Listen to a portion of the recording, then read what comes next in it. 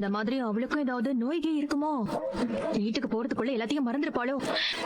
என்ன கருமமோ தெரியலமா. இது எப்படி? நம்ம ஒண்ணு நினைச்சா ஏதோ ஒண்ணு நடக்குதேடி. என்ன மேலே இப்படி லேட் ஆயிட்டு? இல்லைங்கய்யா, காவியா தெருமுக்குல இருந்து ஊர்வலமா தான் போவேன்னு சொல்லிட்டா. அதான் அங்க இருந்து வர்றதுக்கு கொஞ்சம் லேட் ஆயிடுச்சு சம்பந்தி. அப்படியா? சரி சரி சரி, ரொம்ப சந்தோஷம். மௌனா போய் ஆர்த்தட்டு எடுத்துருவோம். சரிங்க, எடுத்துட்டு வரேன். இவ்வளவு நேரம் ஹெட்போன் வச்சிருந்தாளா? ஏன் அப்படி கத்திட்டே இருக்கீங்க? ஐயோ அம்மா, அப்ப இவ்வளவு நேரம் நம்ம பேசினதே கேட்கவே இல்லையா? அதுதான்டி. இங்க பாருங்க, நீங்க 2 பேருமே எதுக்காக கத்திட்டு இருக்கீங்க எனக்கு நல்லாவே தெரியும். நானும் ஒன்னும் சும்மா சந்தோஷமாலாம் இந்த கல்யாணம் பண்ணிக்க வரல. அந்த போஸ் மேல செம்ம காண்ட்ல தான் வந்திருக்கேன். சரிங்களா?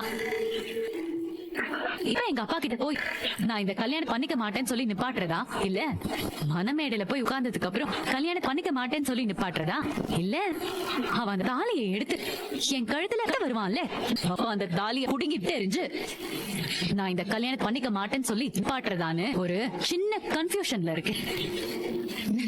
மாமா, ஒரு முக்கியமான விஷயம். சொல்லுமா. போஸுக்கு நீங்க 1 கோடி ரூபாய் தரேன்னு சொன்னீங்கல்ல மாமா? ஆமா. அத இப்பவே நீங்க சாமி ரூம்ல வச்சு கொடுத்துட்டீங்கன்னா நல்லா இருக்கும்.